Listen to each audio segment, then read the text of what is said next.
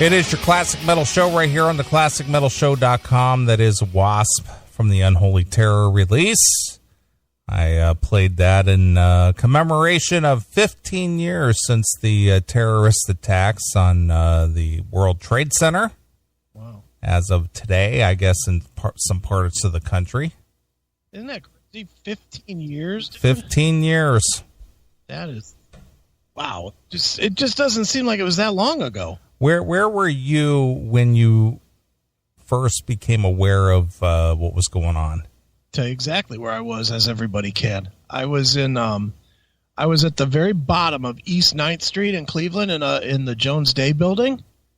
And the reason I remember exactly where I was is because I was scared to death once we figured out what was going on. Because anybody that knows where that building is, below it, just to the, I guess, north of it, is an airport. And to the west of it, directly across the street from it, was the federal building. Mm-hmm. And to the right of it was the FBI. So they started evacuating every building except for us, because we were surrounded by what they were thinking was prime targets, and they didn't want people in that zone. So they wouldn't let us leave, but they let everybody else leave. And we were like, what the fuck are we in at? Sure. And we didn't know what was going on or whatever. And I remember I watched the towers fall down in the conference room of that place. Mm-hmm. Of Jones Day. We all gathered in the conference room because we couldn't leave. Sure. And we watched the towers fall. It was fucked up, man. Yeah, I agree with that. Yeah. I was in Hubbard, Ohio. Okay. I was driving a truck at the time.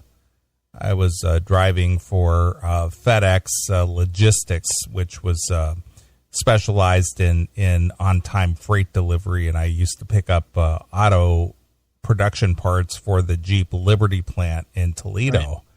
And I was sitting at a dock at a part supplier in Hubbard, Ohio, and I was listening to Howard Stern. Oh, wow, yeah. On the truck, on the radio inside the truck while it was being loaded. Mm-hmm. I was listening to the Howard Stern show, and of course, the news came down that a plane had hit one of the towers, and of course, nobody really knew what it was. They just thought it might have been a small commuter plane or something. Right, sure. Because details were very sketchy at that time. Mm-hmm. And, I got loaded fairly quickly and, left the dock, and I was on the road, and, I listened to Howard, through the rest of the day. And then I basically, after I did all my pickups, I had to run across 480, which takes you out past Cleveland Hopkins Airport. Right. And at that point, that was when everything was grounded already.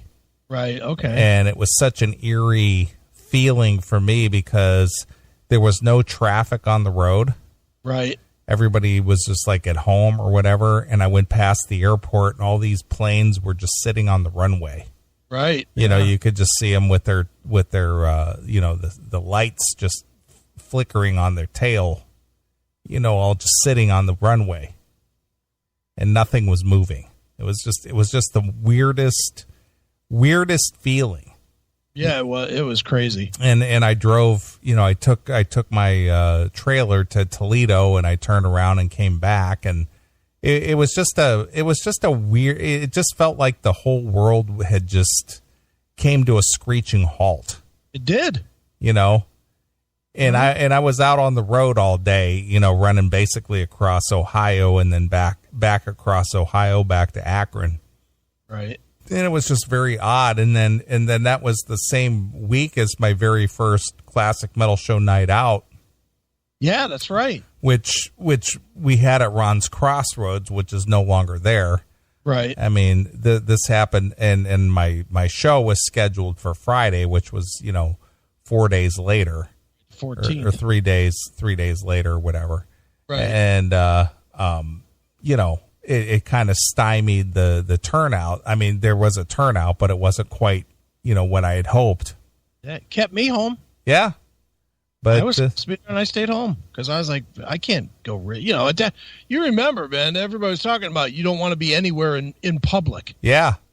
For a little while there, for a couple of weeks, everybody was afraid to be anywhere where people gathered.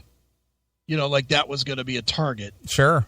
And you remember when the celebrities did like that singing telethon, whatever that was, like 3 days later or whatever? Mm-hmm. And they wouldn't say where it was because they were afraid the celebrities were going to get bombed. Do you remember that? I do. They didn't say, well, it's going to be at wherever it was, Music City or whatever. They just said at an undisclosed location or locations. They didn't even want you to know that it was only at one place. Sure. It was that kind of. The world really did change in that minute. Yep. It was fucked up, man. Well, it really was fucked up. Well, your buddy Ed and his band Ashes to Ashes. Yeah. They still made the trip out. Yeah, they still came and played. And then that weird band that Billy Morris wanted us to put on the bill, Disown. Disown, yeah. They still played. With the singer that looked like powder. Yeah, he was very bizarre. And my good friend Jamie St. James from the band Black and Blue, he wasn't doing Black and Blue at the time, but he was living in the Cleveland area. Sure. And he performed. He was the headliner as St. James. Right. And they performed. Yeah. But that was my very first classic metal show night out at Ron's Crossroads, and it happened the week of September 11th. Yep, I have the poster on the wall right behind me. Yeah, I got it signed for you. Yes, you did, because I was too big of a puss to come out myself. But I have my copy signed. I made sure everybody signed your copy and, gave it to you. Yep. And but that was the first time that I did something like that, Yeah. And it just happened that week. So I remember that very clearly like it happened yesterday. It just doesn't seem like it was 15 years ago. 15 years ago. When I think of 23 years of misery that I was in for an undisclosed reason. Sure. When I think of that and that it was almost that length of time since 9/11, wow, that just doesn't seem like equal. Doesn't even seem close to equal. Yeah. One seems like 5 minutes ago. One seems like 3,000 years of suffering. 3,000 years. You're like the Israelites who were lost in the desert for 40 years. Yeah, exactly.